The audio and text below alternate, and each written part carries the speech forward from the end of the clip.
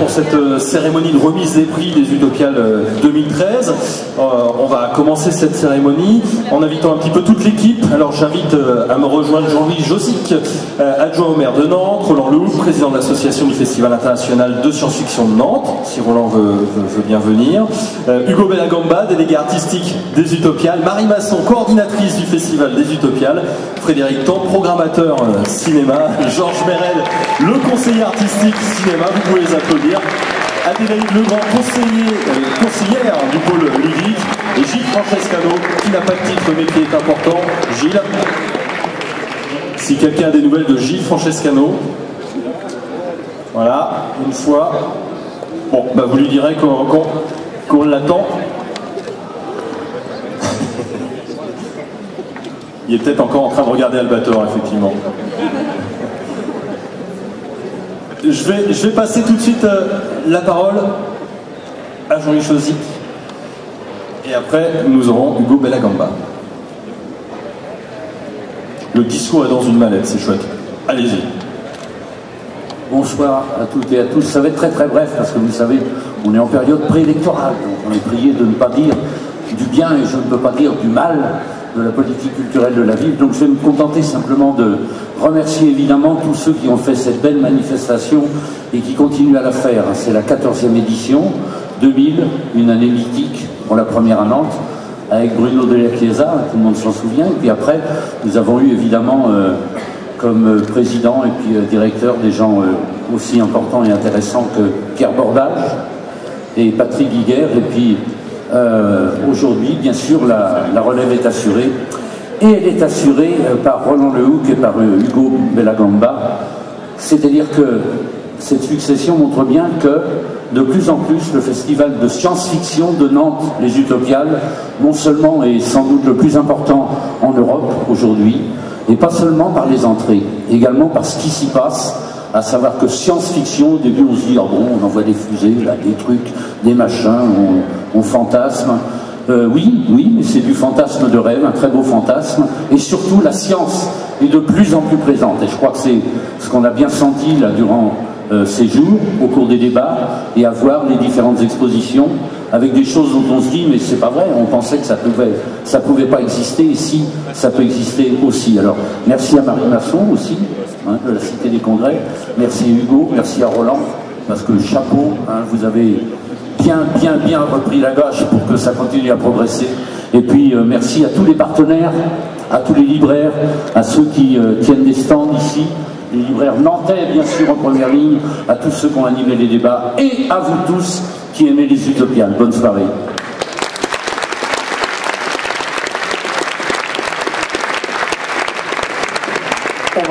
On va passer la parole à Hugo Bellagamba, délégué artistique des Utopiales.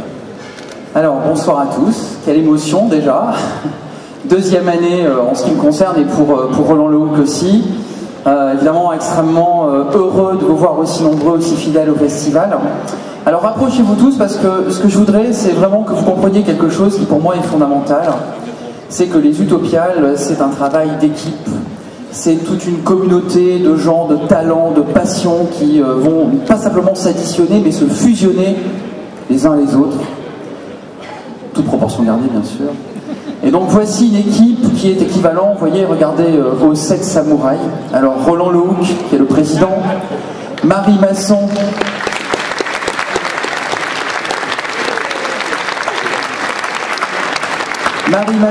la coordinatrice générale, sans laquelle tout ça ne serait qu'un château de cartes. Je pense qu'on peut lui faire une ovation. Merci Marie. Merci à tous, j'ai une belle équipe derrière moi, merci à votre programmation aussi parce qu'elle est quand même très belle. Et je voudrais une tonne d'applaudissements pour l'équipe de la Cité des Congrès, et notamment Alexandra Bertrand et Laura Becconi, Thierry Harbert et Sam Cruel. Bravo à eux, et merci à tous. Merci aux artistes et merci au public. Très bien, ensuite nous avons toujours dans cette équipe de choc Monsieur Frédéric Tan, le responsable de la programmation cinéma. Grâce à qui vous avez eu Albator en avant-première galactique,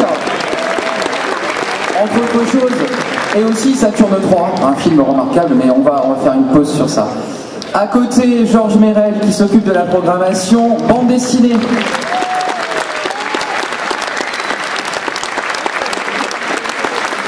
Et qui est un fidèle depuis très longtemps de la programmation et des Utopiales. À ses côtés, Adélaïde Legrand du pôle ludique.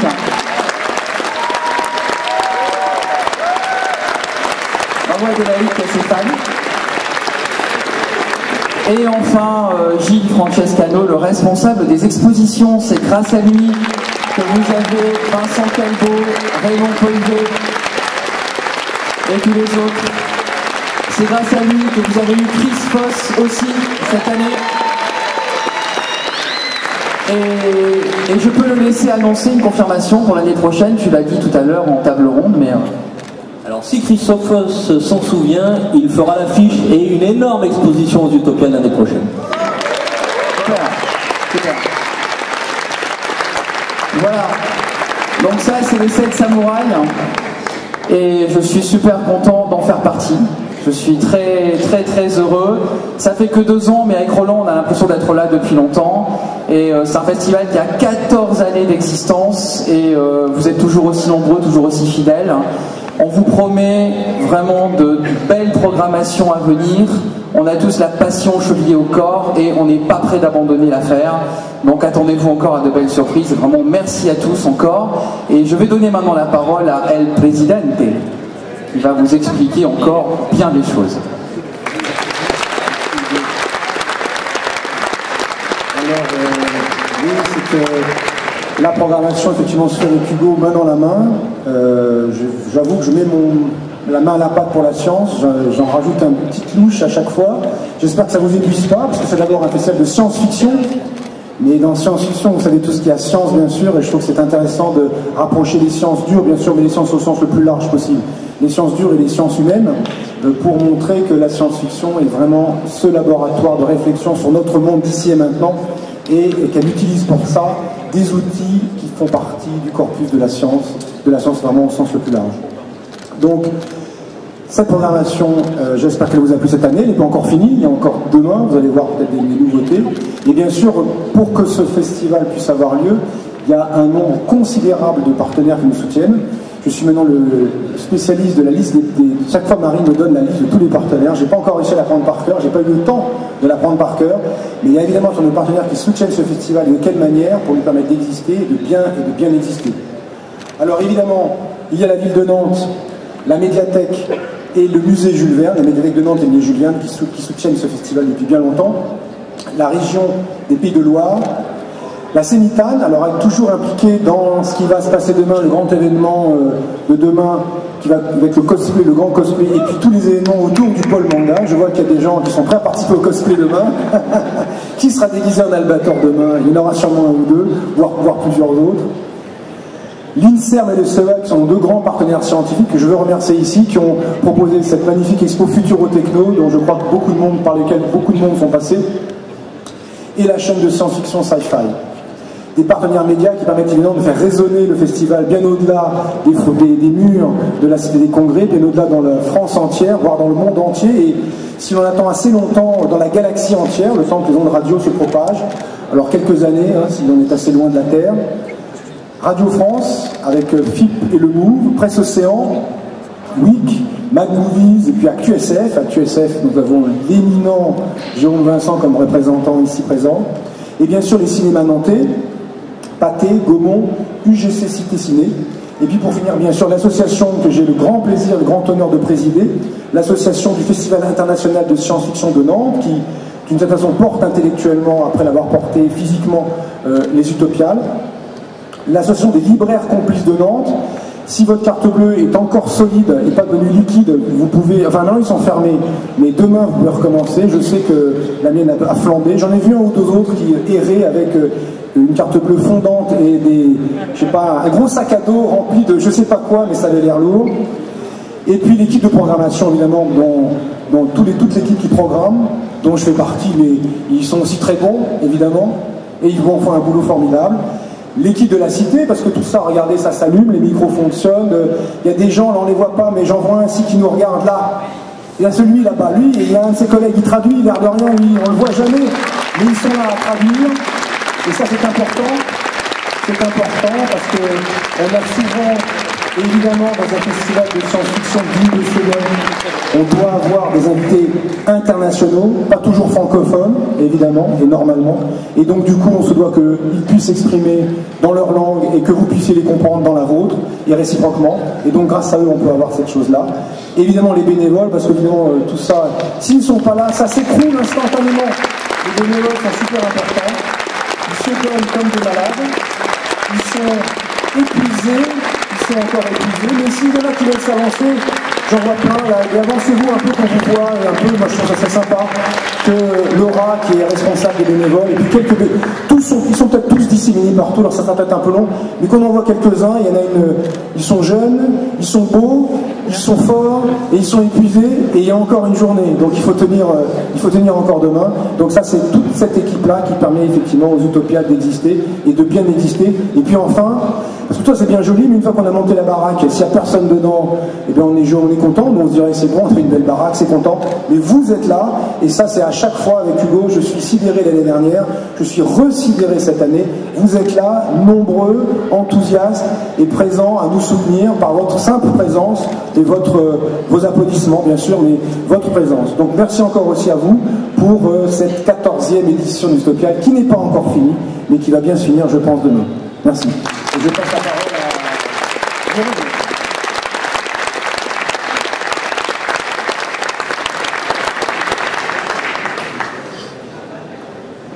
Et pendant qu'ils descendent de scène, voilà, je vais appeler Daniel Tron pour le ciné-club de Monsieur Tron. Daniel Tron.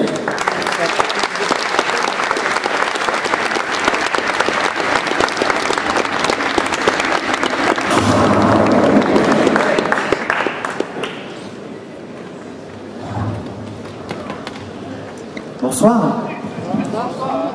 Bonsoir. Hugo, je te déteste.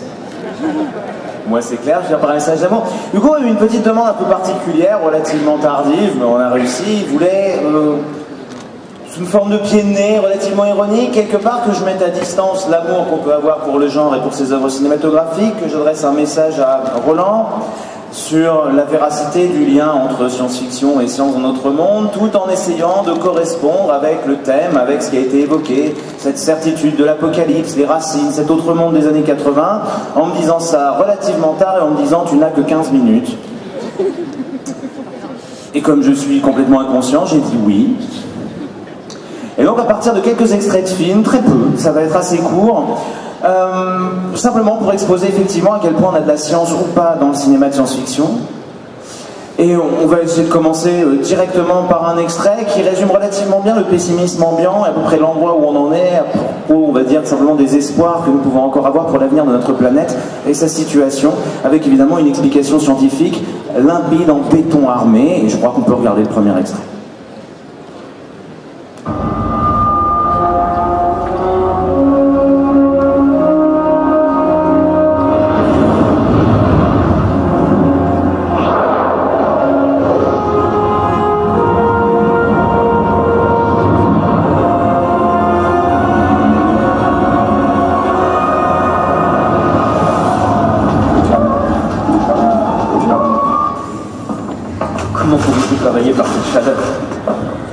Vous avez bien choisi votre jour, mon ami. Ça peut monter jusqu'à 49 degrés quelquefois.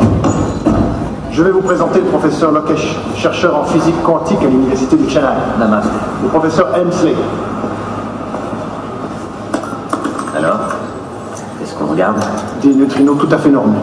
Masse presque nulle, aucune charge électrique. Ils passent à travers la matière presque sans modification. Votre message disait que leur nombre avait presque doublé suite aux récentes éruptions solaires. Celle de la semaine dernière. Mais ce qui s'est produit il y a 2 jours. Voilà, les plus fortes éruptions solaires de l'histoire de l'humanité. Des éruptions qui ont relâché d'un seul coup un nombre sans précédent de neutrinos. Mais ça...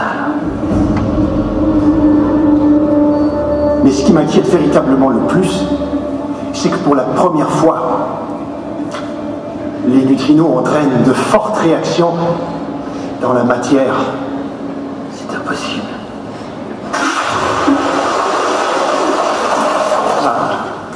Ça fait beaucoup de bien. S'il vous plaît, Adrien, suivez-moi. Vous n'allez pas me croire. Pardon. Ce réservoir a 1800 mètres de profondeur. On dirait que les neutrinos venus du Soleil ont muté en un autre type de particules nucléaires.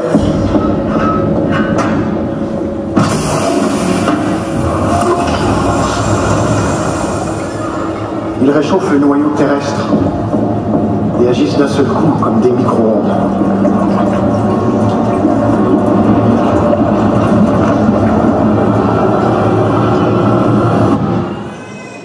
On commence donc par un record du monde, ce film bien connu qui a eu un succès absolument phénoménal, 2012 de Roland Emmerich. C'est un film qui dure quand même plus de 2 heures. Nous avons vu l'intégralité du scénario du film qui est expédié dès le début, il a la décence de l'expédier. Je me tourne vers Roland pour savoir ce qu'il pense des merveilleux neutrinos mutants qui agissent comme des micro-ondes et qui manifestement font bouillir le cœur de la planète et cuire les carottes de notre destin. Oui, alors, je ne vais pas épiloguer trop longtemps. C'est assez drôle, on va dire. Vous en avez peut-être pas rendu compte, mais c'est assez drôle. Toutes les choses qu'on voit, l'éruption solaire qu'on voit, elle est réaliste. On appelle ça l'éjection coronale de masse, mais ça n'a rien à voir avec l'émission de neutrinos qui vient du centre du Soleil, de la réaction nucléaire au centre du Soleil. Ces neutrinos, ils n'ont pas de raison de changer. Ils passent à travers la Terre, ils passent à travers le Soleil comme si nous n'existions pas. Chaque seconde. On a dit qu'ils mutaient. Les mutent pas. Non, assez lent. Les neutrinos, en fait, se transforment d'un neutrino en un autre neutrino. Ça arrive, c'est une sorte de mutation de neutrinos, mais ça ne change pas grand-chose à leurs effets. Et il faut savoir que chaque centimètre carré, donc la surface de l'ongle de votre pouce, il y a 65 milliards de neutrinos qui passent chaque seconde. D'accord ? Sans aucun effet sur vous, ni sur eux d'ailleurs. Ils passent à travers vous comme ça, tranquillement, chaque seconde, de jour comme de nuit. Parce que quand le Soleil est de l'autre côté, la Terre est complètement transparente aux neutrinos, et donc ils passent sans aucun problème. Quelques-uns nous font la grâce de s'arrêter dans nos réacteurs, dans nos détecteurs de neutrinos, 50 000 mètres cubes d'eau qui servent à détecter quelques neutrinos par jour, et par donc 50 000 mètres cubes d'eau. C'est vous dire que les neutrinos interagissent peu avec la matière, il y a peu de chances qu'ils fassent chauffer le cœur de la Terre comme ça, au prétexte qu'ils changeraient de on ne sait pas quoi, mais en tout cas c'est peu probable. Pourtant, ils transpirent, ils ont besoin de glaçons. Les gars en chaud, mais ça ils ont mal coupé le chauffage urbain, ils ne passaient pas loin. Vous voyez, c'est le chauffage urbain qui passe pas loin de leur bunker. Ils ont regardé la machine. Oui. Il y avait un truc incompréhensible, comme une pub dentifrice, manifestement ça allait être plus chaud. Oui, ça faisait chaud, mais on est d'accord. Et ça bout dans le trou. Dans le trou, mais surtout, quand ils ouvrent, ils disent qu'ils dans le cœur de la Terre, et ils ouvrent, et on voit le cœur de la Terre en direct, 6378 km sous vos pieds, il y a un peu d'eau qui remonte du cœur de la Terre. Quand même. Donc c'est pas mal, quoi. Je trouve que c'est pas mal. Quand même. En fait, ça serait très pratique, ça ferait une manière de chauffage urbain gratuit. Je pense qu'on pourquoi ils s'inquiètent, en fait, les gars. On va appeler Roland Emmerich. Voilà, exactement, on va appeler Roland Emmerich. Ils sont forts, les Allemands, les mêmes. Oui. Faut qu'on enchaîne évidemment. Alors ce monde dans lequel on ne croit plus en rien, on est à peu près sûr qu'on va tous mourir d'une catastrophe quelconque, on va mourir de nos propres détritus, avoir un problème d'atmosphère, peut-être être massacré par des neutrinos mutants ou une apocalypse de zombies. Elle a une origine économique, scientifique, organisationnelle, on peut évidemment accuser la première puissance du monde, pourquoi pas, et avoir une petite version des années 90 par Michael Bay pour comprendre comment on en est arrivé là, et ce sera donc notre deuxième extrait. C'est à peu près en 1974 qu'on a envisagé la possibilité qu'une météorite ou astéroïde... Il n'y a pas quelqu'un qui a pris moins de caféine au petit déjeuner, docteur Alizé? Notre première étude de faisabilité envisageait la possibilité d'utiliser un laser électron libre et d'échauffer l'objet pour le fractionner. C'est-à-dire tirer contre un train de marchandises au pistolet à grenade. Une autre possibilité envisagée pourrait consister à utiliser des engins qui déploieraient des panneaux réfléchissants sur une très grande surface. Et les vents solaires seraient pris dans ces sortes de voiles en millard. Comme ça. Je vous en prie, monsieur. On a besoin d'un projet réaliste. Nous n'avons que 18 jours. Soit 431 heures, 15 minutes et 18 secondes. Ça reste extrêmement peu de temps pour le rêve. Quoi? Oui. Étant donné la proximité de l'astéroïde et le peu de temps dont nous disposons, aucun des plans envisagés ne peut fonctionner. On n'a qu'à lui expédier 150 têtes nucléaires et on n'en parlera plus, on l'explose. Ben brillant. Je vous ai parlé à vous. Le Dr Quincy est notre meilleur chercheur, c'est un homme très brillant. Ses conseils peuvent vous être utiles. Étant donné la nature de votre cible, sa composition, ses dimensions et sa vitesse, tout votre arsenal nucléaire la laisserait totalement indifférente. Et je vous signale que le président a des conseillers scientifiques qui lui ont dit qu'une explosion nucléaire pourrait modifier la trajectoire de l'astéroïde. Je connais le meilleur de ses conseillers, on a fait ensemble une partie de nos études. Et dans une telle situation, on ne consulte pas quelqu'un qui n'a pas eu la moyenne en astrophysique à son diplôme. Les conseillers du président ont tort. Si quelqu'un a raison, c'est moi. Des frappes externes ne serviraient à rien. Posez un pétard à mèche sur la paume de votre main. Si vous l'allumez, que se passe-t-il? Vous vous brûlez, d'accord? Par contre, si vous allumez le même pétard en le serrant très fort, c'est votre femme qui vous versera votre ketchup jusqu'à la fin de votre vie. Vous voulez dire qu'il faut le désintégrer de l'intérieur? C'est exactement ça. Comment? Par forage. Il nous faut le meilleur expert en forage de grande profondeur.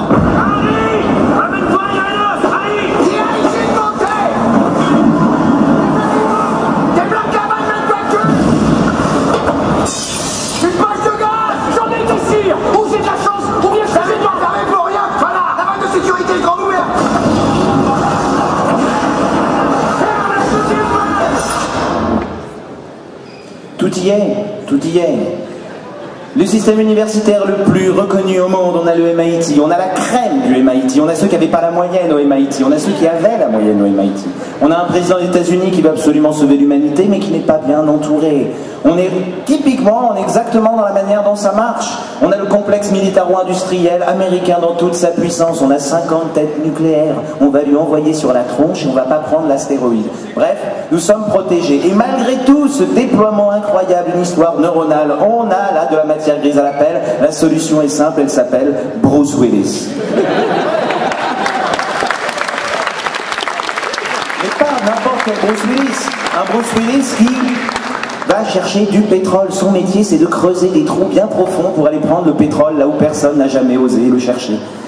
C'est bien lui qui va sauver la Terre, et ça explique quand même de manière relativement synthétique comment on en est arrivé là. Remarquez que tout le film fonctionne là-dessus, censé être un magnifique film de science-fiction, comme Michael Bay sait les faire. Phrase bizarre. Tout le film fonctionne sur un principe de retournement et de subversion générique. La différence entre le conte de fées et la science-fiction, si on veut ramener ça à des éléments très abstraits, est extrêmement simple. Dans le conte de fées, la physique correspond à la morale. Il faut absolument que je me prouve, que je me réalise en tant que chevalier, il faut que j'ai un monstre pour pouvoir prouver ma valeur, afin que la princesse qui est là-bas, charmante aristocrate, vienne me donner ses titres et me permette de couler des jours meilleurs et, je sais pas, servir d'exemple pour les enfants pendant 4 siècles. En science-fiction, normalement, non. La morale, bon, elle se prend la physique dans la tronche comme ailleurs, absolument pas dans Armageddon. Tout le long du film, ils insistent sur le fait qu'il faut y aller, la tripe.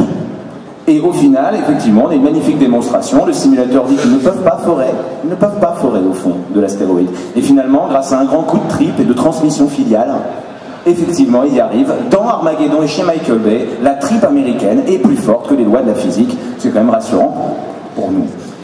On va remonter encore un peu, on se dit, il y a quand même un moment, on a dû se poser des questions. Peut-être qu'à un moment, il y a des choses qui nous inquiétaient moins dans les technologies qui nous inquiètent le plus aujourd'hui. Ou alors, il y a un moment, vraiment, on n'arrivait pas à les prendre au sérieux. C'est peut-être ce qu'on a dans le 3e extrait. Vous savez qu'on n'a jamais vérifié que notre équipement était parfaitement clair. C'est vrai, on y arrive. Comme tu dis. Bah voyons, on va pas s'en faire parce qu'on porte en toute illégalité des accélérateurs nucléaires sur nos combinaisons. Oui. Allez, prépare-nous. Bon chemin, toi.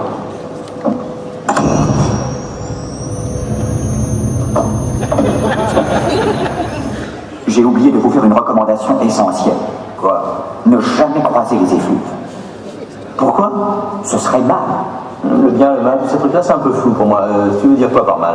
Eh bien, imagine que toute forme de vie sur Terre meurt instantanément et que chaque molécule de ton corps explose à la vitesse de la lumière. Inversion complète de la charge des protons. Ah bon, mais ça c'est mal. D'accord. Ah oui, c'est capital comme tuyau. Merci.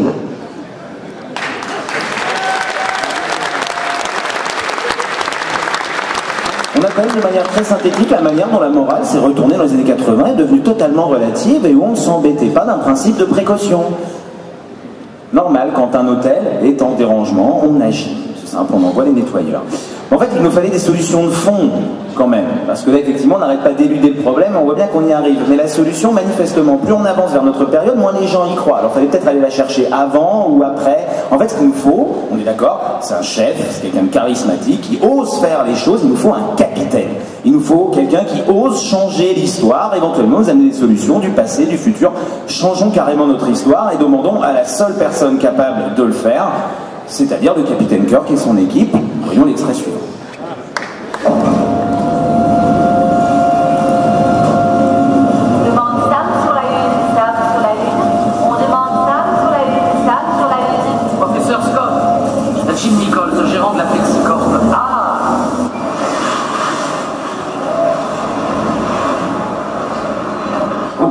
fier de votre usine, je vous le dis, monsieur Nichols.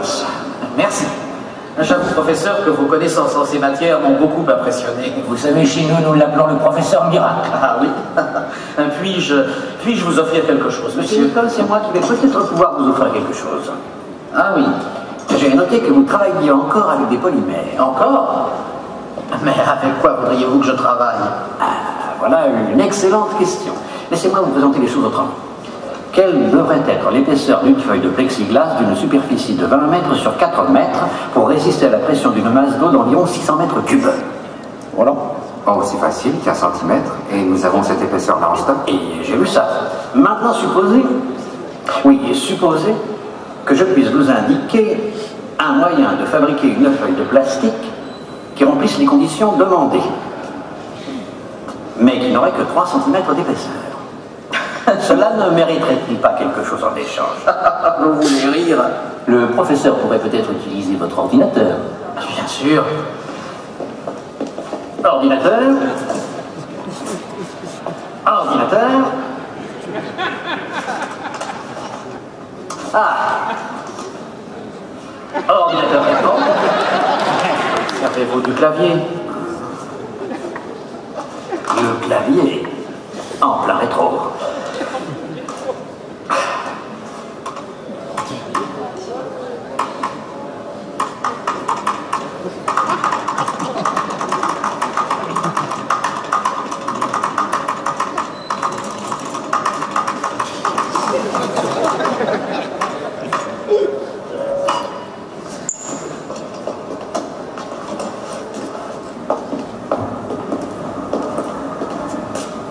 Scotty, vous vous rendez compte naturellement qu'en lui donnant la formule, nous allons modifier l'avenir. Pourquoi? Qui nous dit qu'il ne l'aurait pas trouvé tout seul? Très juste.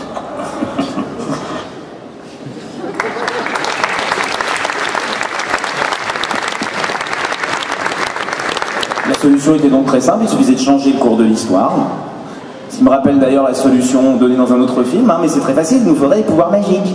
Oui, je vois pas en quoi c'est une bonne nouvelle, mais oui, c'est ça, il suffisait d'appeler Kirk. Dans ce film, juste pour faire le lien avec la crise écologique, il a besoin d'aluminium transparent pour ramener 2 baleines à bosse au 21e siècle, on les cherchait au 20e siècle, donc il a besoin de faire un container qui contient le nombre de mètres cubes d'eau. Pour ceux qui voulaient vraiment préciser la cohérence de la scène. C'est important la précision scientifique. Je vais en finir là, presque quand même, parce que quand on parle de paradoxe temporel, il y a quand même un grand film où on nous pose le problème du paradoxe temporel, du fait qu'il y a 2 possibilités. Soit quand les 2 Marty McFly se croisent, on déchire le continuum de l'espace-temps et du coup l'univers cesse d'exister instantanément, ou il tombe dans les pommes. Évidemment, dans les années 2000, avec le principe de précaution, on ne pourrait pas tourner cette scène. Donc on va finir effectivement avec celui qui pourrait nous apporter la solution, qui est le professeur Emmett Brown. Et là encore, j'attire votre sagacité sur une question de langage, et chose merveilleuse pour moi qui suis anglais, sur une question de traduction. Donc on va regarder l'extrait. Bon, Doc, ça y est. Non, pas maintenant, je t'expliquerai ça tout à l'heure, c'est pas le moment. Mais c'est moi!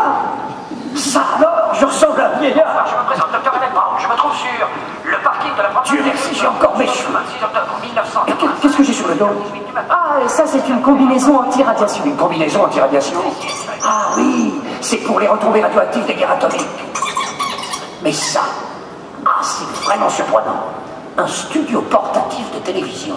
Je comprends que vous soyez obligé d'avoir un acteur comme président, il faut qu'il passe bien à la télévision. Et voilà, j'y suis, c'est juste à présent.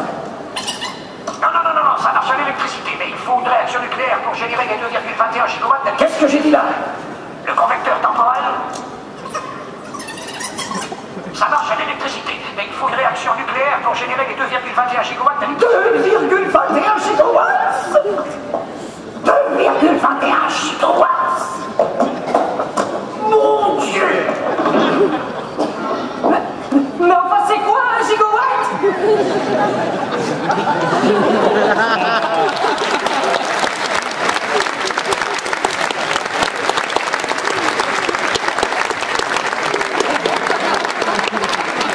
C'est des hypothèses.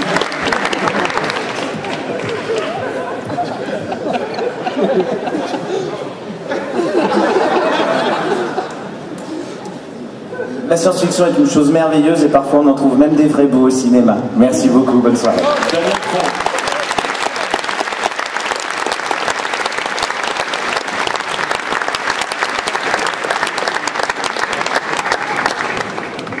Alors, on va passer maintenant concrètement à la remise des prix. Dès que j'aurai réussi à mettre le micro. On va parler maintenant du pôle ludique. J'appelle Adélaïde Legrand et Samuel Tarapaki sur scène.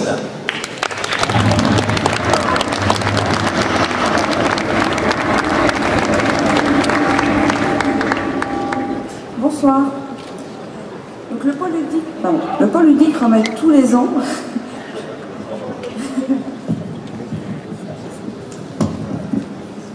c'est pas facile d'être petite. Donc le pôle ludique remet tous les ans le prix du meilleur scénario de jeu de rôle. Ce prix récompense l'habilité d'écrire une histoire qui sera enrichie par l'imagination des joueurs. Je tiens à remercier la centaine de bénévoles du pôle ludique qui, tel un équipage de l'Enterprise, a su mener le public sur les routes de l'imaginaire. Merci à Marie, Alexandra, Laura, Claudie et toute l'équipe des Éthiopiales pour leur accueil et leur disponibilité. Maintenant, je passe la parole à Samuel Tarapaki des éditions Sans des Sourds pour remettre le prix.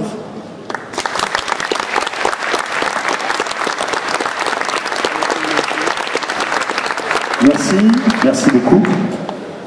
Depuis plusieurs années maintenant, les éditions Sans Détour sont partenaires du trophée du scénario de jeu de rôle. Toujours un plaisir. Cette année, je me suis entouré pour juger, pour évaluer la qualité de ces histoires qui ont été écrites pour l'occasion par un jury composé de membres d'associations qui ont monté sur scène, de présidents de clubs de jeux de rôle, de scénaristes eux-mêmes. J'avais également Mandoline de l'association Projet R qui a programmé beaucoup de parties de jeux de rôle et de découvertes pour les festivals. Voilà, ce sont ces gens-là qui ont eu la lourde tâche de lire les scénarios et de les évaluer, parce qu'on n'écrit pas un scénario de jeu de rôle comme on écrit un scénario de cinéma, une bande dessinée ou un roman. C'est un exercice particulier qui nécessite une discipline. Un scénario de jeu de rôle, c'est fait pour être lu et restitué. C'est pas fait pour être lu pour soi-même, c'est fait pour être lu, compris et partagé. Le jeu de rôle, c'est un réseau social sans fil. Et la technologie, non, pas besoin de technologie pour jouer, on a besoin de papier. On a besoin d'auteurs qui écrivent des histoires originales dans le cadre de différents univers. Cette année, le scénario qui a été primé, que vous avez choisi, a été écrit à 4 mains. C'est la première fois que nous avons deux vainqueurs, ils partagent le même prix.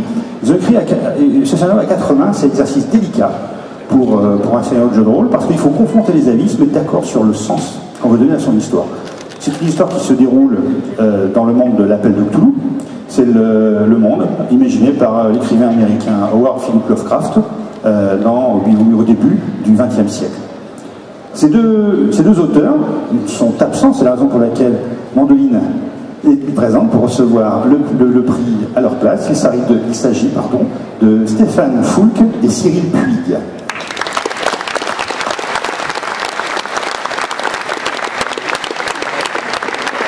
Merci.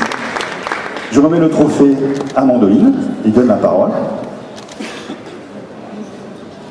Je tiens à dire qu'une horloge cosmique déréglée m'a fait passer de l'état de simple animatrice à celui de représentante des gagnants. Ce qui aurait pu être amusant si j'avais pu garder les lots, mais non. Mais néanmoins, je pense qu'il remercie essentiellement le pôle ludique, qui remercie les éditions Sans Détour, et qui remercie toute l'équipe des Utopiales pour ce magnifique prix que je vais m'empresser de leur remettre, ou pas. Mais si, on me dit que si en fait. Voilà, merci à tout le monde. Merci à tous, bonsoir. Et maintenant, on va passer au pôle jeux vidéo. Je vais appeler sur scène, pendant que mes camarades redescendent, Florent de Crissac, qui est là-bas.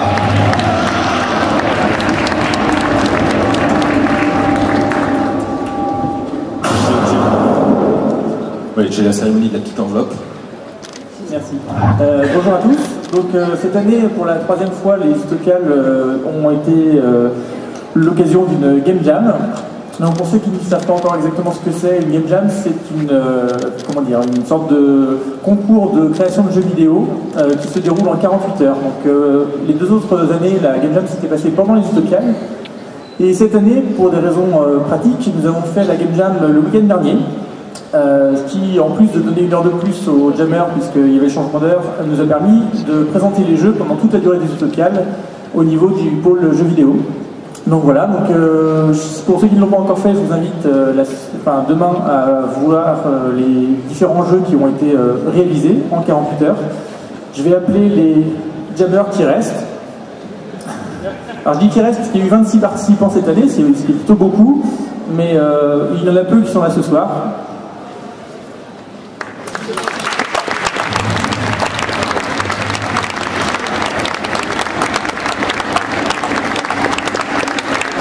Donc ces 26 participants ont constitué 6 équipes, et ces 6 équipes ont créé 6 jeux.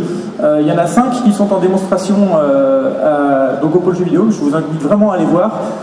C'est vraiment une occasion de voir des jeux différents de ce que vous pouvez voir dans le jeu vidéo habituellement, avec 2 jeux qui sont des shooters un peu plus classiques mais très imaginatifs également, et puis des jeux beaucoup plus textuels que je vous invite à découvrir. Vous ne serez pas déçus du voyage. Ce qu'il faut dire également, c'est que donc, les équipes étaient constituées de développeurs, de graphistes et d'un seul sound designer, Louis, qui a pu faire le sound design de quasiment l'ensemble des jeux, ou presque. Et voilà. Et donc, je vais donc maintenant regarder et annoncer le vainqueur. Donc le thème de cette Game Jam était le temps, en l'honneur de l'anniversaire du 50e anniversaire de Doctor Who.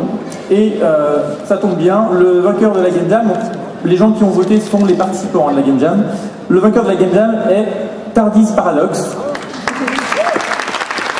Voilà. Représenté ici par Julien, le graphiste. Voilà. À qui je vais laisser l'honneur de dire quelques mots. Quelques mots. Bon, juste pour parler rapidement de ce jeu et de l'ensemble des jeux, ce sont des jeux de 48 heures faits avec des équipes, avec des joueurs, avec des game designers et autres qu'on ne connaît pas. On n'a que 48 heures, c'est très peu, donc quand on fait un jeu, on a un thème imposé. En 45 minutes, on réfléchit à une mécanique qu'on a envie de développer. Par exemple, dans TARDIS Paradox, on imaginait que toutes les 5 secondes, on remonte dans le temps. Une fois qu'on est remonté dans le temps, on a un deuxième soi, donc qui est dans le passé, mais qui est en fait avec nous. Et du coup, il regarde devant nous, et c'est comme Marty McFly, il ne doit surtout pas se voir. Donc c'était la mécanique du jeu, et tous les autres jeux ont une mécanique simple, qu'il faut développer en 48 heures, puisque, une mécanique 48 heures, c'est déjà beaucoup, on ne peut pas faire plus. Donc voilà, je vous invite à jouer à tous les jeux, donc aux 5 jeux qui sont là-bas, derrière Remember Me.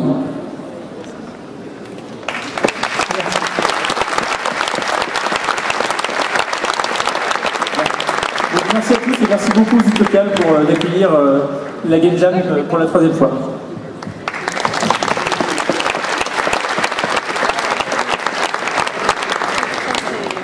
Et on va passer maintenant à la bande dessinée. J'appelle Georges Merel, conseiller BD, pour la remise du prix BD. On peut l'applaudir. Bravo.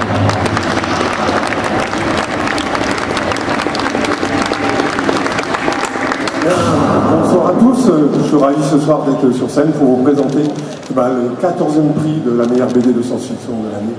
Alors pendant qu'on affiche peut-être la sélection, voilà, je vais vous présenter la sélection et pendant ce temps je vais appeler, les membres du jury qui sont tous issus du lectorat de la médiathèque de Nantes et qui ont dû travailler pendant plusieurs mois, puisque le prix débute à peu près en septembre, la première sélection pour arriver à la finale actuellement.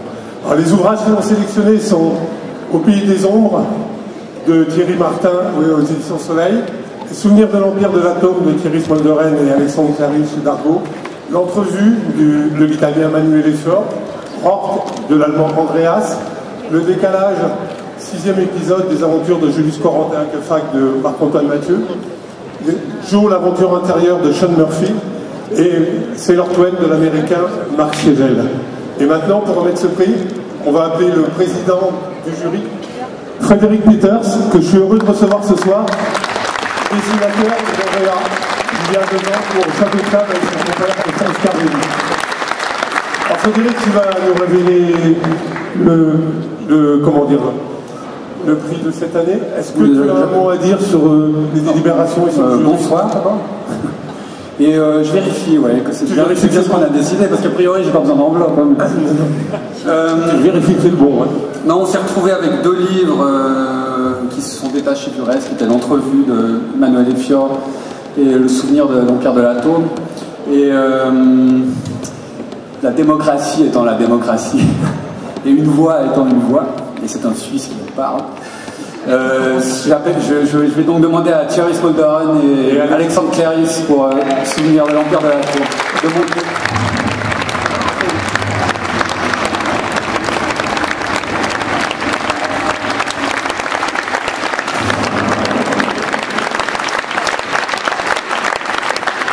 Thierry, si tu veux dire un petit mot. Bon, mais d'abord, je voudrais vraiment remercier le jury, évidemment, en premier lieu, puisque c'est le jury qui nous a décerné ce prix. Et puis, dire la valeur de tous les autres livres qui étaient en concurrence. Et puis, remercier surtout le festival, les Utopiales, pour nous avoir invités, avoir permis de montrer une exposition et de rencontrer en face ce festival qui est vraiment très spécial, très original. J'ai adoré l'ambiance et le fait que tout le monde soit présent pour les conférences. Ce festival qui est orienté conférences et débat est vraiment fantastique. Et donc voilà, et puis évidemment merci à notre éditeur, mais ça va de soi. Je laisse la parole à Alex. J'en dirai pas plus, merci beaucoup. À Gilles, surtout Francescano, d'avoir remis notre expo telle qu'elle était à la Cité de la bande dessinée. Et voilà, on est très content d'être là et merci beaucoup.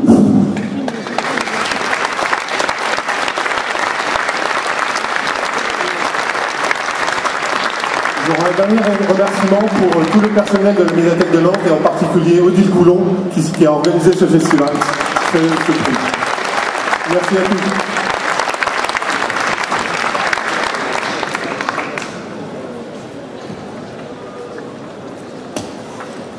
On va passer maintenant au cinéma avec Frédéric Tan, qui est le conseiller cinéma du festival et que j'invite à me rejoindre sur scène. Vous pouvez l'applaudir.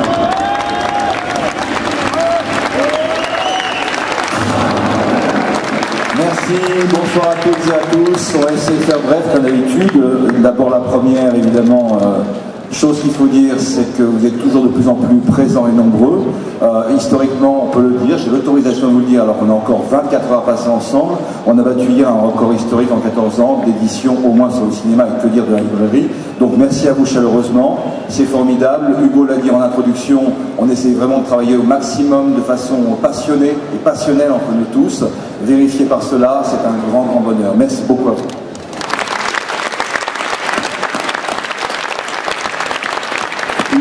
On essaie évidemment pour le cinéma de faire beaucoup de choses, enfin on espère le réussir tant faire se peut, et je voudrais précisément remercier quand même un de mes collaborateurs dans l'ombre qui fait énormément aussi pour que tout ça ait lieu, c'est Philippe Lux. Je remercie encore vraiment Philippe qui fait un gros boulot sans être important ce soir pour ça. Merci beaucoup pour lui. Et avant d'appeler les jurés des 2 sélections, il y a une petite chose événementielle quand même qu'il faut rappeler ce soir. Ça peut paraître anodin ou inconnu pour les plus jeunes d'entre vous toutes et tous. Il y a un monsieur, parmi pas mal de personnes évidemment, mais il y a un monsieur particulièrement en France qui a fait, et hors de France évidemment mondialement, énormément pour la science-fiction, l'imaginaire justement. Vous ne pouvez pas savoir à quel point, pendant plusieurs décennies, son travail, sa passion a été d'une fulgurance incroyable et a nourri probablement beaucoup d'entre nous. Aujourd'hui, je pense aux professionnels comme aux amateurs, c'est monsieur Jean-Pierre Dionnet, et il est là, ici même.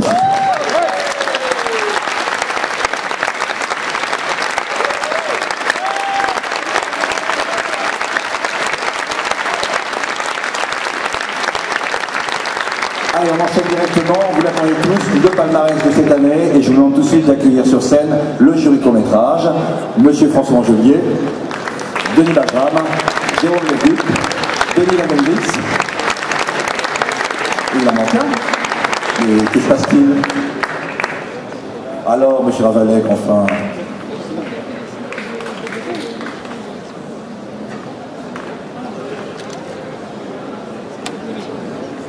Voilà, bonsoir à toutes et à tous. Voilà, c'est donc l'heure est venue d'en savoir un peu plus à la fois sur les nominés et les lauréats du jury court-métrage et du prix court-métrage 14e du nom. Voilà donc la totalité des 13 films qui ont été retenus. Le jury était composé de Vincent Varbalek, Denis Valkovitz, Jérôme Lefduc et Denis Bajram et moi-même.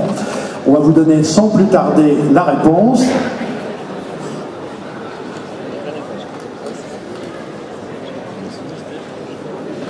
Alors, le prix du jury de la compétition européenne est remis à ex aequo, voilà, petite particularité, de Creator de Alan Hall,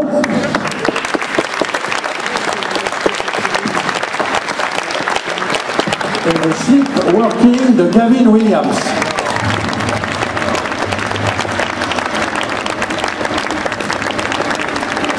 Alors, un film de 40 minutes, un film de 4 minutes, 2 films anglais, mais la question est pourquoi 2 films? Je vais me tourner vers mes camarades qui vont en dire un peu plus. Alors, le premier de Creator de Alan Hall, c'est un film qui nous a fasciné et séduit énormément par sa perfection formelle, par sa maîtrise des effets spéciaux, qui est centré autour de la figure de ce grand savant que fait Alan Turing, qui est à la fois un immense savant sur le plan, je dirais, de la recherche, et sur le plan aussi, qui est un martyr de la question homosexuelle. Mais ce qui nous a surtout retenu, c'est le film. Je me tourne vers Denis Bajram pour nous en parler un peu. Donc, le film pour sujet l'intelligence artificielle, donc je vais essayer d'être au moins artificiel. Celui-là nous a vraiment plu parce qu'il se tourne vers notre proche avenir, cette frontière de l'intelligence artificielle qui est en train de s'approcher de nous, peut-être, que tant d'Américains du côté de Google regardent dans l'espoir d'accueillir des nouveaux dieux parmi l'humanité. Justement, ce film évoque cet aspect divinité mécanique, regardant vers une sorte de messie humain qu'aurait été leur premier créateur. Donc vraiment, ça nous a vraiment touché pour cette espèce de vision extrêmement allégorique et très forte. Alors moi je parle de l'autre film. Alors, déjà deux prix. Pourquoi 2 prix? Parce que 2 c'est forcément 2 fois mieux que 1. Donc ça c'est une des choses qui nous a beaucoup motivés.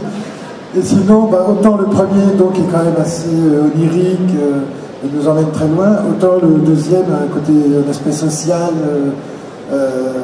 qui nous a marqué, et on trouvait que le contraste entre les deux donnait une bonne idée de l'étendue de la palette, sachant que c'est quand même deux films de science-fiction quand même.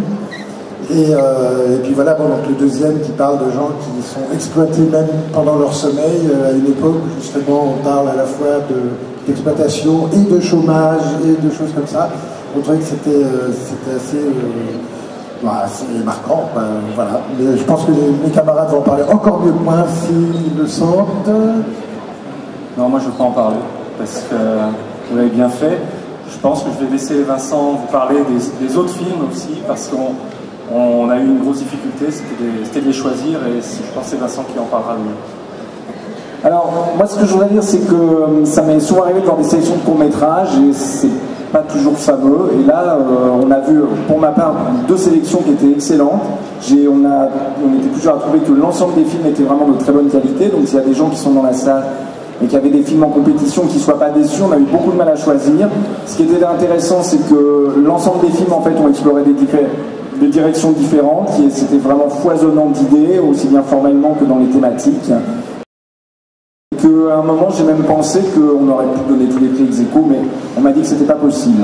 Donc on s'est tout de même cantonné à deux lauréats et qui ont l'intérêt de résumer tout de même deux thématiques qui sont opposées. D'une part, comme l'ont dit mes camarades, l'intelligence artificielle qui arrive qui va être notre quotidien de demain, puisqu'on va vivre avec des objets interconnectés. Et puis à côté de ça, des humains qui sont exploités. C'est un petit peu le concept d'Inception, version syndicale, où c'est des humains qui sont exploités non-stop, jour et nuit, aussi bien dans la journée que dans leur sommeil, ce qui nous rapproche aussi de notre condition d'humain. Donc il y avait un peu les deux extrêmes de notre civilisation d'aujourd'hui. C'était intéressant de distinguer ça. Voilà, donc merci à toutes et à tous. Et donc je rappelle les lauréats de Creator de Alan Hall et Sleepwalking de Gavin Williams. Merci. Alors, petite nouveauté justement concernant le palmarès, comme vous l'avez peut-être découvert dans le catalogue, il y a toujours cette frustration de voir des jurys monter sur scène, remettre un prix, ou aussi bien pour un ouvrage que pour un film que vous n'avez pas forcément vu. Donc vous pourrez dès demain après-midi, évidemment, en salle 800, salle d'une, évidemment, retrouver les 2 films ex-aequo de court-métrage, ainsi que le long-métrage que nous aurons dans quelques instants, évidemment, qui aura été primé en tant que grand prix. Concernant votre prix, comme d'habitude, évidemment, le prix du public, il revient cette année au film Orbit Ever After de Kevin Williams. Et on peut vraiment dire que c'est un prix du cœur de votre part, parce que malheureusement, il y a un petit souci technique sur le film en deuxième projection. Fallait-il vraiment que vous le l'aimiez pour le primer. Merci beaucoup encore à vous. Nous enchaînons avec le grand prix, évidemment, long métrage, et je demande de monter sur scène tout de suite monsieur le président du jury, monsieur Yann Kounen, accompagné de Claude Ducreux, Sylvie Martito, Lynn Schultz et Noël Godin.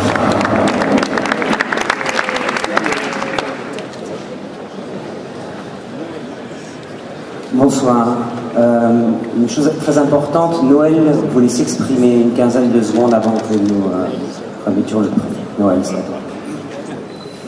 Je profite sournoisement que je suis dans le jury pour m'adresser aux autorités de la mairie de Nantes. Les loulous, quand donc réaliserez-vous que votre fameux aéroport, vous l'aurez dans le cul?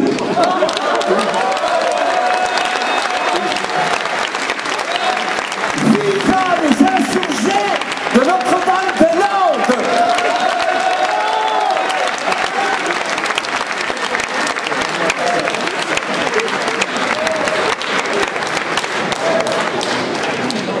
Donc, ça va être difficile de reprendre, mais je vais tenter de l'ATM. Donc, nous avons choisi un film à l'unanimité, rapidement. On a choisi le film qui nous a le plus ému, en fait. Voilà, pour ses personnages, pour le scénario, ou en tout cas les tribulations dans lesquelles ils vont naviguer. Et je vais laisser Clotilde annoncer le prix.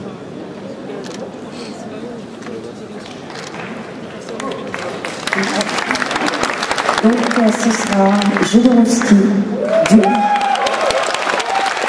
Frank Babiš. Voilà.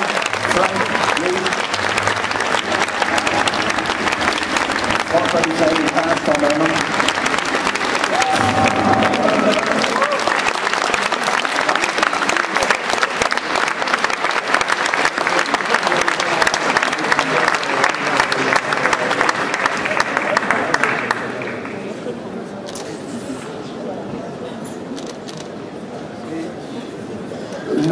Notre ami a droit aussi à un baiser psychomagique.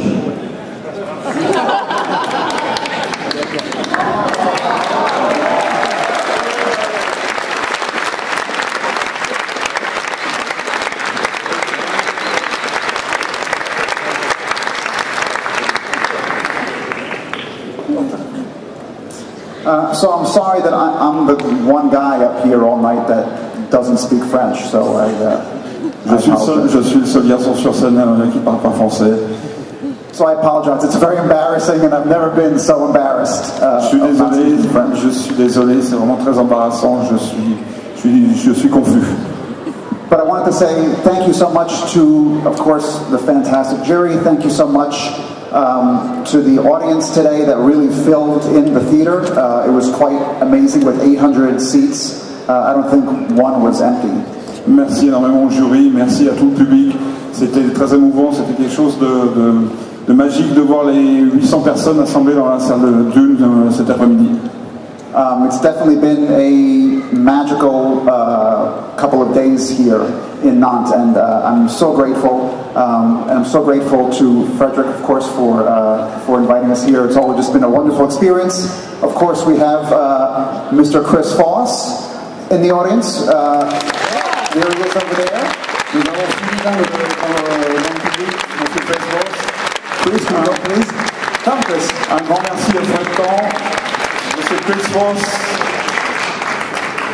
And it's very exciting for us because today was the first time that Chris saw the film. So it was really a perfect. It really couldn't be any better. So of course I share this with my good friend Chris, who speaks French much better than I do. La projection de cet après-midi pouvait pas se dérouler dans de meilleures conditions. C'est la première fois que Chris voyait le film achevé. Et il va vous parler en français, lui. Je veux dire un très grand merci à tout le monde.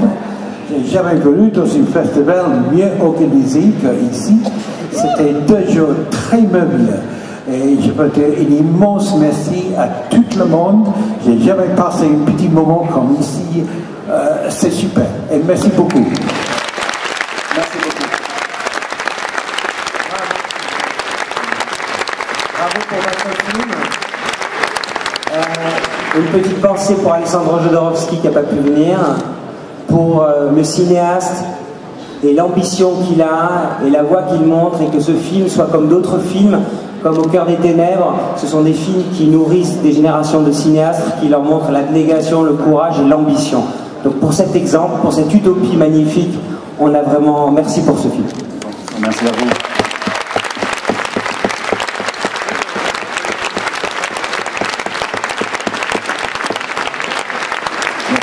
Alors, 2 petites choses. La première, c'est que Innovation, évidemment, cette année, le prix du Festival Dorénavant Cinéma se voit doté, lui aussi, d'un prix financier, d'une somme de 2 000 €, qui sera donc remise au producteur, qui n'est autre que Frank lui-même, justement.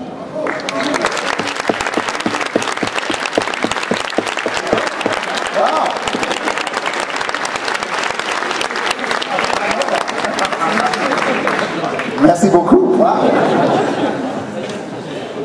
Alors, et enchaînant à votre prix, bien évidemment, moi je sais pas quoi dire. C'est magique parce que je crois quasiment de mémoire, à peu près ici, puis en fait pendant 1h30, il s'est baladé un peu partout. Monsieur Jodorowsky était ici sur scène. Comme vous le savez, il ne pouvait pas être là ce soir.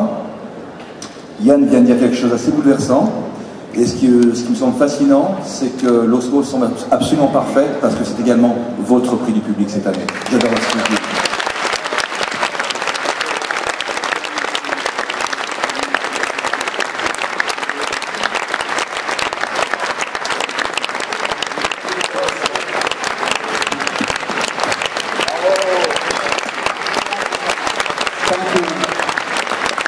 Thank you so much. That really means the jury, of course, is fantastic, but to have the audience is what really means the most. So thank you so much, and thank you from Alejandro Jodorowsky as well.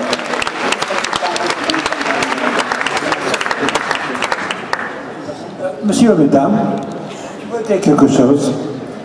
Cet monsieur-là, il a fait quelque chose d'incroyable. Monsieur Jodorowsky, c'était vraiment une géante. Il est une géante du cinéma.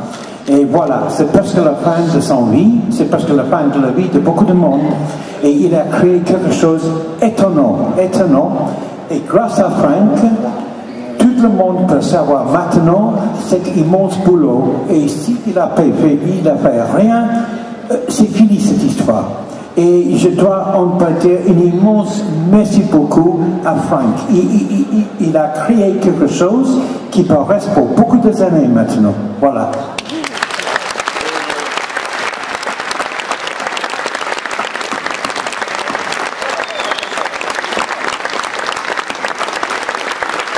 Alors évidemment, comme on disait pour les courts-métrages à l'instant, le Grand Prix du long-métrage sera donc rediffusé aussi demain après-midi pour ceux qui ne l'auraient pas vu, qui souhaitent le revoir ou communiquer très vite dans Nantes pour faire venir les amis le voir, puisque ce donc prix Sci-Fi Channel est également le vôtre. Merci encore à vous, ce n'est pas fini comme on disait à l'instant, à très bientôt.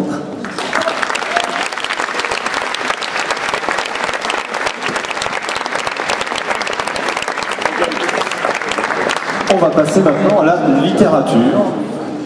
Voilà, et notamment à la remise du prix Utopia Jeunesse européen des Pays de la Loire. Je vais inviter Denis Letraz et tout son jury exclusivement féminin.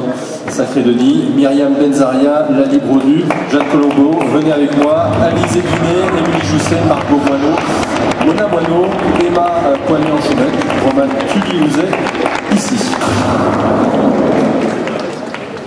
Bonsoir à tous. J'ai le grand plaisir pour la 3e année consécutive de superviser le prix Jeunesse des Utopiales, qui est remis, je vous le rappelle, en fait par un panel de jeunes lecteurs entre 12 et 16 ans qui lisent tous les romans nommés. Donc, cette année, nous avions Microphobie d'Emmanuel Dadoum chez Sarbacane, La Fournaise d'Alexander Gordon Smith chez Pocket Jeunesse, Nox Ici-Bas et Yves Grévet aux éditions Syros, 172 heures sur la Lune de Johan Harstad chez Albert Michel dans la collection Wiz, et enfin Cantoria de Daniel Martinigol aux éditions La Talente. À qui je donne l'enveloppe là?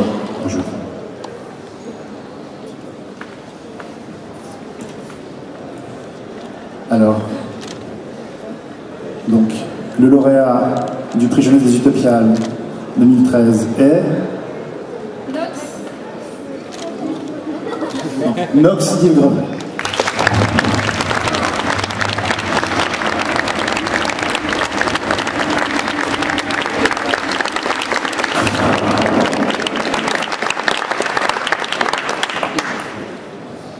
Merci beaucoup, hein. Vous avez un très bon goût, je vous remercie. Voilà, j'ai croisé quelques membres du jury cet après-midi qui ont été super sérieuses. J'ai essayé un peu de demander, mais voilà, mais je suis super fier et vraiment très très content. Vraiment, ça me touche beaucoup et je vous remercie beaucoup.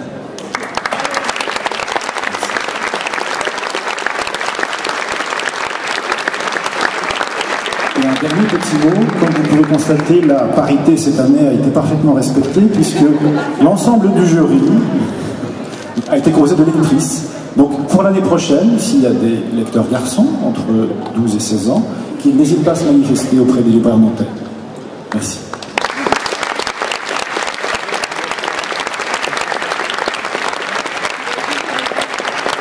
On va passer maintenant à la remise du prix Utopial européen des Pays de la Loire. Je vais inviter Jean-Pierre Vionnet à me rejoindre sur scène, mais aussi Vincent Calvo qui nous a fait l'affiche et Erwan Monson.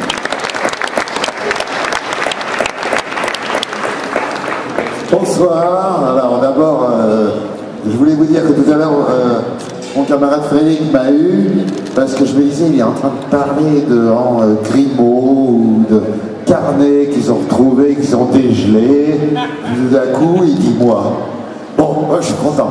Et alors, voilà, je suis avec mes co-jurés. On est très différents. On s'est rencontrés pour la première fois en scène. On avait 4 romans en sélection. Vous les voyez, vous avez donc Rainbow Warrior d'Ayordal aux éditions du Diable Vauvert, au Jamais oublié les éditeurs. L'homme qui savait la langue des serpents de Andrés Kivirac, ça fait un peu laiton, c'est comme ça aux éditions Attila. Exode de Jean-Marc Ligny à la Talente et La Maison des Derviches de Yann MacDonald chez De Noël. J'arrête de vous tourner le dos, ce n'est pas très poli. Et on a été hyper embêtés. Tu dirais tous les jurys disent ça. Non, on a été hyper embêtés. Pour 2 raisons. C'est que des fois, un jury peut être plié en 4 secondes. Je me souviens d'un autre jury où j'ai participé, où tout d'un coup, quelqu'un a dit le bouquin Shinami est vide et c'était plié. C'était fini. Tout le monde a levé la main. Là, on avait 4 livres qu'on a tous défendus, chacun à notre tour, sans arrêter du tout. Pour telle raison, 4 livres extraordinairement différents, 4 livres qu'en fait, entre nous, il faut lire les 4. Ils n'ont rien à voir. Et si vous ne lisez pas les 4, mais ça serait méchant pour le gagnant, vous aurez tort. Par contre, si financièrement vous devez échelonner, commencez par le Grand Prix, et puis si vous gagnez au loto, les 3 autres, ou alors vous vous débrouillez, vous allez-les si vous ne pouvez pas les payer. Non, on doit finir ça, c'est fini, c'est terminé. Bon, donc ces 4 livres, on a débattu, mais ça a été très long. On n'était que 3, et ça a duré, je dirais 3 heures dans ma tête, parce qu'ils sont têtus, les animaux. Il y avait un lecteur, et il y avait un homme qui fait quoi déjà? De l'architecture. Voilà, c'était l'architecte qui nous a proposé ces villes magnifiques, etc. Donc des formations animations qui n'ont absolument rien à voir, et puis un vieux lecteur de science-fiction qui a dû commencer en 1914 et qui trouvait Jules Verne trop d'avant-garde. Mais après, je me suis réconcilié avec Barjavel juste après la Seconde Guerre mondiale, et maintenant il faut que je change de pays parce qu'on va commencer à dire que je suis un peu trop vivant vu ma date de naissance, 1896 en réalité. Donc, je vous laisse maintenant, et plutôt je laisse un de mes camarades vous dire qui a gagné, mais en disant, je ne suis pas faux cul, en disant qu'on a vraiment eu du mal, et qu'en dernier ressort, il y en a deux qui ont été là comme ça, et on n'a pas fait le choix à pile ou face, mais il a bien fallu choisir. Donc, le gagnant est... Donc le prix Utopial européen 2013 est attribué à Jean Marchini pour Exode.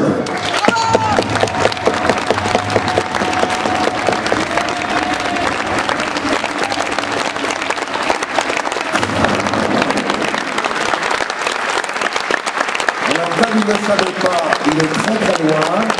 Preuve qu'il n'y avait pas connivence et qu'on lui a rien dit. Maintenant, c'est qui parle? C'est qui parle? Normalement, c'est Jean-Marc Louis. Oui, c'est moi. Je ne savais pas. Qu'il dise merci, mais qu'il explique aussi un peu ce que c'est que son livre, de quoi ça parle. Je ne sais pas si c'est vraiment le moment.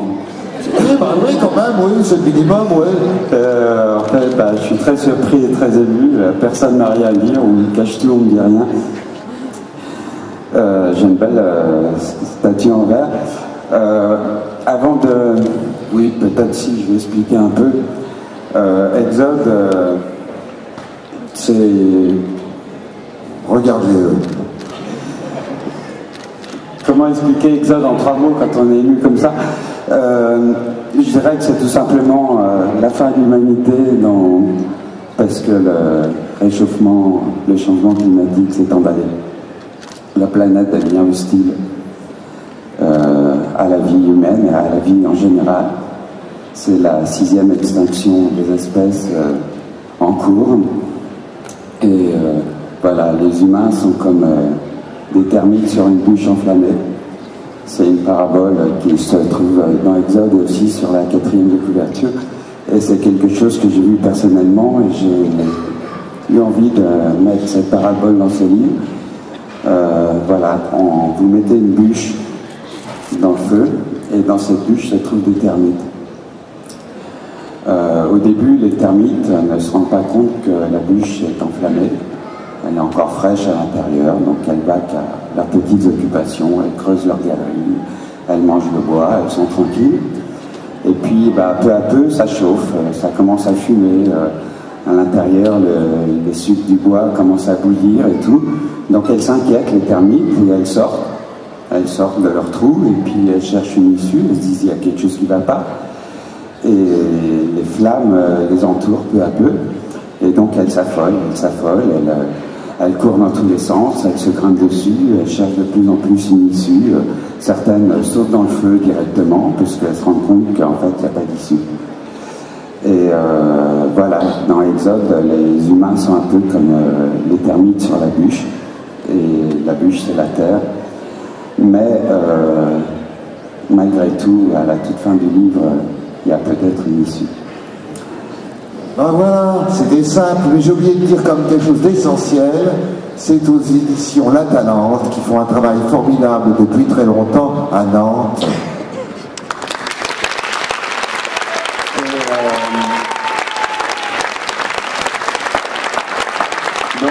Pour finir, je dois bien évidemment remercier le jury pour son choix judicieux,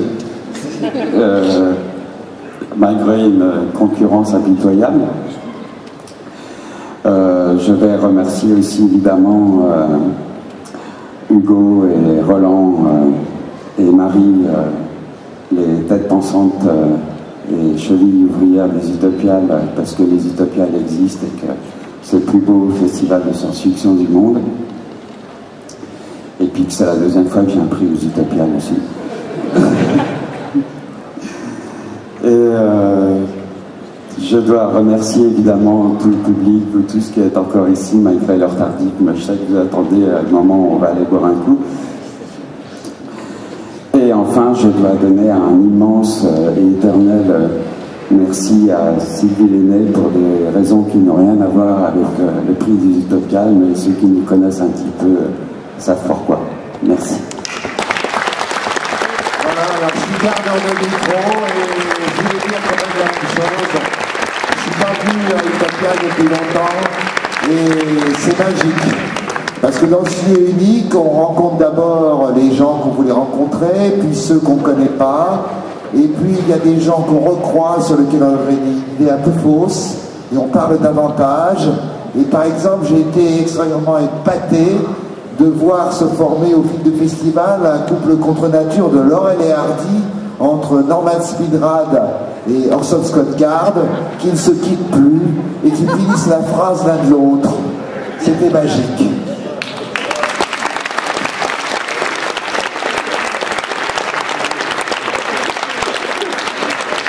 On termine toujours cette cérémonie aux Utopiales par la photo de famille. Donc je vais demander à tout le monde de rejoindre la scène.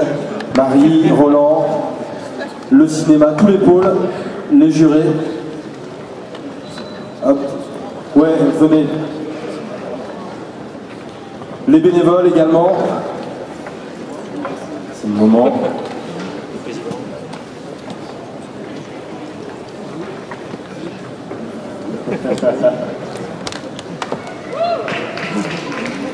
On va demander un petit peu de musique pour la photo et puis surtout applaudissez-la. Merci à eux.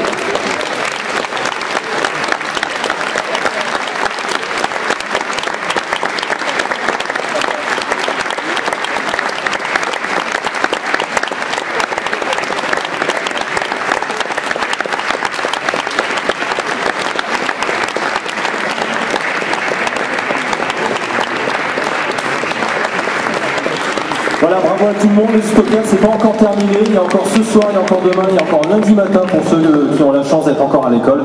Merci à tous, bravo et bonne soirée. Et merci à Jérôme Vincent, l'animateur de la soirée.